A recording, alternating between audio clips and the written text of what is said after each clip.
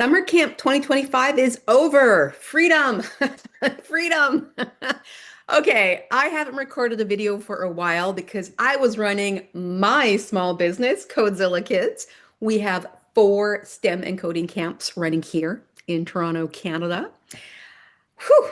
It was one of the best summers and also one of the most challenging summers. Here's what I have to tell you, growth comes at a price. Like, you will not just get more customers, more sales, more money, more staff without there being a price to pay. So, if you're willing to pay that price, I'm going to tell you three reasons why I think summer camp is the best business to have because now it is September. I am free. When I say free, I am teaching part-time at university for the fall semester only. I get the benefits of summer camp without the hassles of summer camp, and I'll talk more about that in this video. Let's get started. Okay, number one reason why I think you want to run a summer camp business. This is an order priority, but I honestly think there's so many reasons why I could choose a number one priority. I'm going to go with the reason I think it makes most sense in 2025. And I may have not have said this reason in 2020 or 2017 when I first got started. The world is shifting and moving fast. Here is what's really important in this day and age. AI. AI is already affecting young people and taking jobs. It's going to come to the oldies like me, maybe, maybe you're younger than me. Hopefully you're not impacted, but here's what I do know. I get a weekly Google alert, jobs of the future, skills of the future. I see what all the big companies have been saying, from Microsoft to global entities like the World Economic Forum. Tech is here to stay, but tech is also taking over more of the thinking that us humans are doing. Honestly, if you want to have a future-proof AI-proof business where you work with people, you're not replaced by a robot, you can't be outsourced offshore, or frankly, just totally eliminated altogether by technology, you need to work with people. And I'm sorry, but girlfriend here, I'm not going to be a tradesperson. I cannot use a wrench, a hammer, a screwdriver. And if I do, your paintings will fall off the wall. Your toilet will not be working properly. I am not that person. So maybe you are, maybe you're not, but everyone talks about the trades. The trades skew male. I'm definitely a girl. I got the bumps and the curves to prove it. I'm a gal. So for me, I need to have a business that lets me use my skills. I'm a people-based person. I'm nurturing, I'm fun, I'm exuberant. I like being around people. I can't do a solo job. But I also want to use my head, my brain, and be stimulated mentally. Summer camp for me is perfect. It is AI proof, tech proof, robotic proof, but I still get to think, to apply knowledge and wisdom. I work with people, and I generally feel I could pass this business on to my two daughters who will also like not work in trades either. If they want it, great. If they don't, so be it. But I know this business has legs, unlike a lot of other industries or occupations right now. So if you only want an online job, more power to you. But bear in mind, a lot of those online jobs have been offshored or can be offshored, call centers, admins, VAs.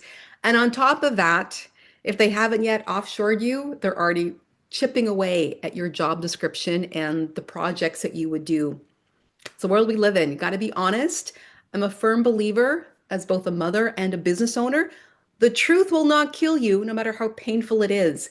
The number one reason I say now in 2025, you need to consider a job or a business that lets you work with people and you cannot be replaced by a robot is because of technology. And yes, I run a tech camp. I should know. Okay, that was a bit Debbie Downer, but it does get better. Here's the number two reason why I think you totally want to have a summer camp for kids like me. You can honestly make some good money. Okay, so this was my third year running a business, and I will say the numbers are not fully in. I'm recording this in early September. I won't have my August financials from my bookkeeper until end of September, mid-September, but I already know. I know what's in the bank. I know what my numbers are looking like the month before for the month of July, which is historically one of my best months. We had a much better month than the year, sorry, a much better year than the year prior, and a way better month than the year prior to that. What do I mean? We literally went from uh, around 400 kids last summer to 525 kids this summer. That's an extra 125 kids, and you can do the math, whether they're half day or full day, just do the math, right? 100 more of anything times on average, let's say $400, there is your extra sales revenue versus the year prior. Now, of course, we also had expenses, right? There's a common saying, revenue is vanity, profit is sanity. That is true because you can have high sales, but not factor in your expenses. What's left over, that's what you get to pocket. The good news is I paid myself a good salary this summer. And think about it. I probably paid myself as much as people make in 12 months. And I really had only 8 to 10 weeks of focused, intense work. Was I on site every day? No. I was frankly online at least 80% of the time, maybe 70% of the time I was online. But the point is, mentally, it can be intensive, right? We work with people. That's why it's a secure job. We work with kids. Kids can't be outsourced to a robot, hopefully ever. But that comes at a price. More mentally, I do have great team members, but there is the inbox. We do get the 1-800 calls. It just happens. It's the nature of life. Growth came at a cost, and I'm happy to say it was financially worth my while. But I had a few extra grumpy parents. In the end, what can I do differently? We will have clearer information, who we will accept, who we won't accept, and how if you get kicked out, these are the rules. Sorry. See ya, don't want to be ya, right? Just being honest with everyone so we only get the right customer and we don't have to deal with the problems afterwards. Third reason why I think running a summer camp for kids is the best job possible. I made reference to this already. I only had to work for 8, 10 weeks of the year, full time, full time for 8 to 10 weeks of the year. Think about it.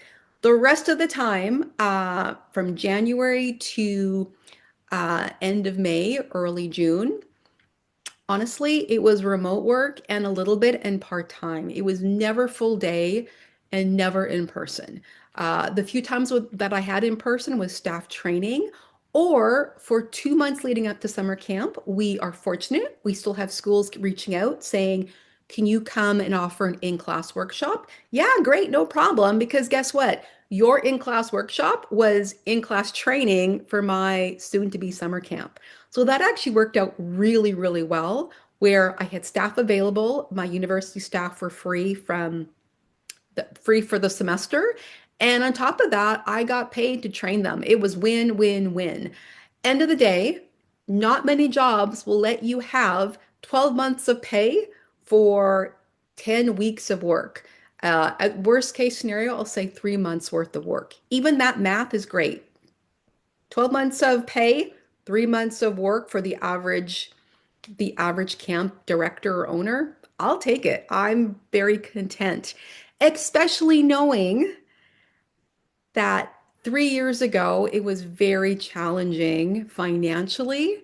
The fact that in just 3 months, a year later, we see such a big difference year over year, that is proof enough that this is possible. You could honestly have work-life balance. If you think you give up your entire summer, you don't. But even if you give up a little bit of your summer, 9 to 5, you probably be working somewhere 9 to 5 anyway. So why not have it a flexible in-person and remote job that honestly pays you 12 months of an income working for someone else? Work for yourself, have a tech-proof, AI-proof job, and still be able to use your brain, work with people, make good money, and have work-life balance.